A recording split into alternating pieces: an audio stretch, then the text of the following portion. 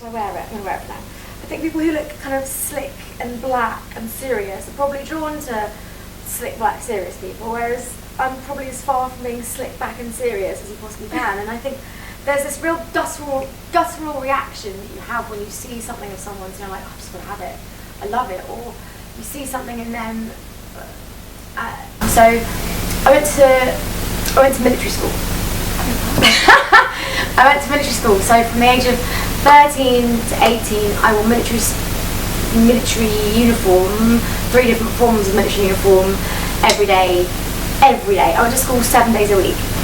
I marched, I shined shoes, you know, there was no makeup, your hair had to be back, it had to have natural hair colours. It was so strict, and we had exactly the same uniform as the boys, except we had skirts.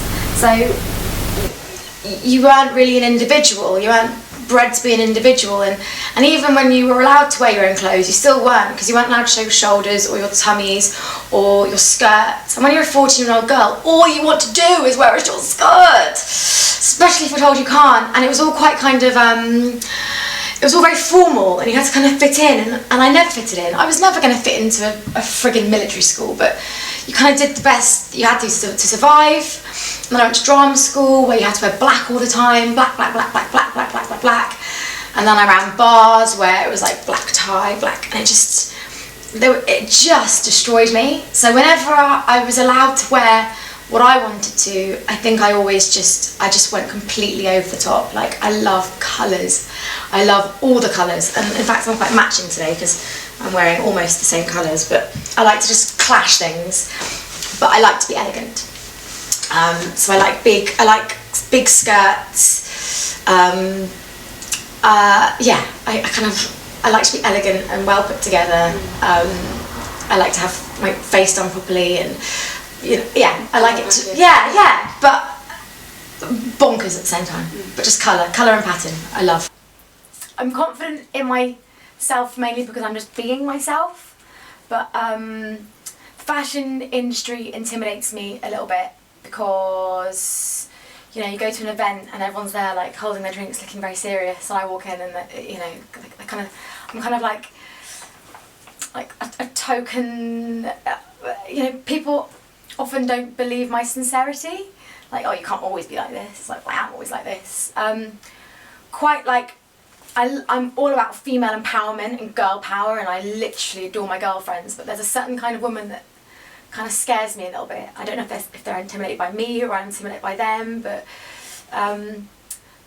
scary, domineering women, because I just want to cuddle everyone, really. London intimidates me sometimes, especially when I broke my foot and I was on crutches and I still dressed like this. I didn't feel safe because I knew that I couldn't run, I couldn't get away, and sometimes you attract unwanted attention. I lack confidence in myself a lot, as much as you do question yourself a lot. And I think the areas that were flourishing with creatives and artists because they were cheaper, things like Hoxton or Shoreditch, now kind of people with the money, they're pushing the artists out, they're pushing the creativity out and saturating it with the money, which is fantastic because it means certain areas get injections, but it does kind of rule out all the personality that was once there. You know, like where I live, for instance, like, you know, these are all warehouses, like big artist ghettos, but very recently, because suddenly it became the new trendy place, people can't afford to live here anymore. So I think London will always change and adapt, but I think it will just start spreading out, or people will have to start fleeing places like Margate. Apparently it's called trendy. You can report it. Sort of style, so I've had a lot of my clothes for a really long time. I think I've just kind of like matured into it. I feel really happy in colour, and kind of the more dressed up I am, the better I feel. And often when I work from home, you know, you wake up and you just like pull on some leggings. I mean, my leggings are like very brightly coloured, or like, you know, slippers, my uniform slippers, but you don't put on makeup, you can feel it, whereas when you dress for the day, you're prepared for it.